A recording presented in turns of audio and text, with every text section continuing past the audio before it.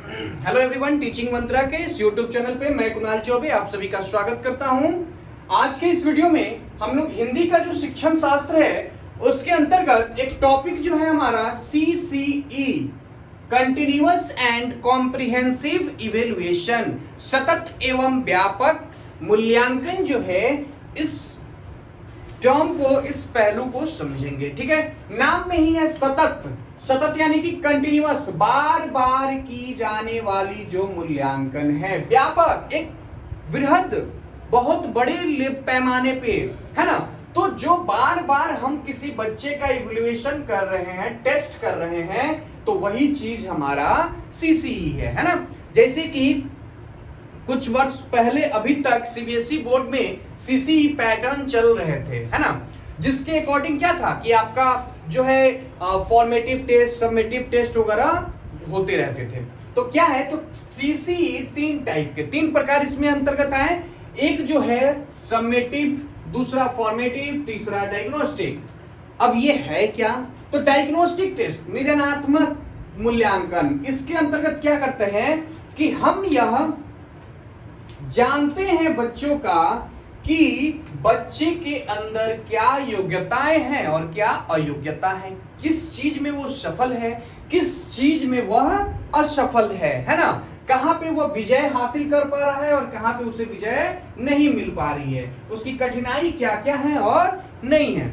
तो ये हम वहां पे डायग्नोज करने का काम करते, नहीं होता कि डायग्नोस्टिक सेंटर, है ना। तो वहां पे क्या होता है, हमारे ब्लड से मान लीजिए कि ब्लड का डायग्नोज करना है, तो उसे क्या करने का काम करता है, एग्जामिन करने का काम करता है। तो वह उस चीज को निकाला, फिर उस पे जांच पड़ताल करना शुरू किया, है ना, उसका एग्जामिन करना शुरू करता है कि आखिर इसमें क्या क्या है, प्लेटलेट्स क्या है, नहीं है ना, हेमोग्लोबिन क्या है, नहीं है। तो वो चीजें का पता लगाता है और किस स्तर तक है और किस स्तर तक उसमें कमी है, ये चीजें हमको डायग्नोज करने के बाद ही पता लगती है। तो वही चीज है डायग्नोस्टिक टेस्ट, निदानात्मक मूल्यांकन। इसके अंतर्गत हम लोग बच्चे के योग्यता, अयोग्यता, सफलता, असफलता, कठिनाई और योग्यता जो है, उस चीज का हम लोग इसके अंतर्गत पता लगाते हैं। फिर आता है फॉर्मेटिव असेसमेंट। फॉर्मेटिव असेसमेंट है क्या, रचनात्मक मूल्यांकन, है ना। तो यह जो है आपका वीकली भी हो सकता है, साप्ताहिक भी हो सकता है, मंथली भी होता है ना, मासिक रूप से होता है। तो जो हम लोग बच्चे का वीकली हुआ या डेली बेसिस पे भी हो जाता है, तो डेली बेसिस पे वीकली हुआ, मंथली हुआ, हाँ, दैनिक हो गया, दैनिक साप्ताहिक या वार्षिक, दैनिक साप्ताहिक या मासिक रूप में जब हम लोग बच्चों का भिन्न भिन्न प्रकार से उसका मूल्यांकन करते हैं रचनात्मक कार्यों द्वारा, जैसे कि मान लीजिए कि कोई ग्रुप डिस्कशन हो गया, डिबेट हो गया, है ना, क्विज हो गया, पेंटिंग हो गया, MCQs हो गया, तो ये सारी चीजें जो है हमारा फॉर्मेटिव असेसमेंट के अंतर्गत आता है। फिर कहता है कि समेटिव असेसमेंट यानी कि संकल्पनात्मक मूल्यांकन। यह क्या है, तो आप लोगों ने देखा होगा कि इसमें CBSE में कि 6-6 मंथ पे एक बार हाफ ईयरली और ईयरली एक एग्जाम होता था। तो वही चीज संकल्पनात्मक यानी कि समेटिव असेसमेंट था। इसमें क्या है कि बड़े लेवल पे क्वेश्चंस वगैरह होते थे और तब हम लोग बच्चे का वहां पे मूल्यांकन करते थे कि उसने अब तक कितना हासिल किया और क्या कुछ सीख पाया, नहीं सीख पाया। तो ये सारी चीजें बच्चे के जो है उसकी योग्यताओं और विकास के गति का मापन का ही एक तरीका है। ठीक है, अब एक टर्म देखिए कि डायग्नोस्टिक टू रिमेडियल। अब जो है हमारी शिक्षा पद्धति जो है वो कैसी होनी चाहिए, जो हमारा मूल्यांकन है, जो हमारा परीक्षा है, वो कैसे लेना चाहिए। तो निदानात्मक से उपचारात्मक की ओर जाना चाहिए कि भाई जब तक हम बच्चे का जानेंगे नहीं कि उसकी कमियां क्या क्या है, जब तक हम उसको डायग्नोस करने का काम नहीं करेंगे, तब तक क्या हम लोग उसका रिमेडियल कर सकते हैं, उपचार कर सकते हैं? नहीं। जब तक डॉक्टर जानेगा नहीं कि उसकी बीमारी क्या है, तब तक उसका उपचार भी नहीं किया जा सकता है। तो वैसे ही शिक्षक हैं कि शिक्षक जब तक जानेंगे नहीं कि बच्चे के अंतर्गत जो है वो समस्या क्या है, किस चीज में उसको कठिनाई है, किस चीज में वो विफल हो पा रहा है, असफल हो पा रहा है, तो उस चीज को जानकर हम उसे उसके अकॉर्डिंग ट्रीट करते हुए उसका उपचार करते हैं। तो यह हमारा रिमेडियल टीचिंग कहलाता है। क्लियर है?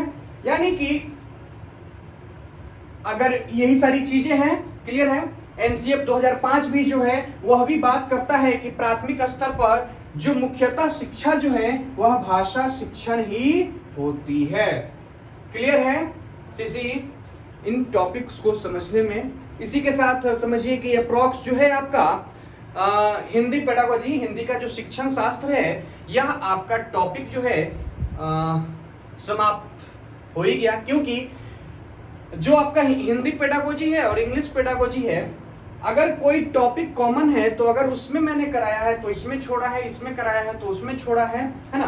तो मेरे अकॉर्डिंग अगर बात करें तो जो क्या कहें उसको, लर्निंग डिसेबिलिटीज जो हैं, लर्निंग डिसेबिलिटीज, ठीक ना, यह एक टॉपिक, कॉमन टॉपिक है आपका सभी के लिए, जो आपका इंग्लिश हो, हिंदी हो या फिर सीडीपी हो, तो इसको हम लोग सीडीपी के अंतर्गत कर लेंगे इसको, और वहां से ये मैनेज आपकी हो जाएगी।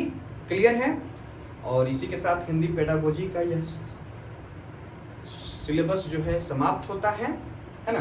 प्लेलिस्ट बनी हुई है, उसके अंतर्गत किसी भी प्लेलिस्ट को पूरा देखें, वीडियो को पूरा देखें शुरू से लेकर लास्ट तक, क्योंकि यहाँ पे बार बार मैं कह रहा हूँ कि एकदम जो है समझिए कि आपको गिस्ट मिल रहा है, मक्खन मिल रहा है यहाँ पे, जो एकदम छान कर जो चीजें हमेशा से पूछी जा रही है। बस शब्दों का खेल होता है, भाषा का खेल होता है, भाषा बदल दिया जाता है, नाम बदल दिया जाता है, चीजें वही रहती है। आपको समझ की फेर है, कमी है, ये चीजें आप समझ गए, आपका 100+ कोई नहीं रोक सकता है। ठीक है, चलिए इसी के साथ आज के इस वीडियो को यहीं पे समाप्त करते हैं। मिलते हैं नेक्स्ट वीडियो में नेक्स्ट टॉपिक के साथ। एंजॉय कीजिए।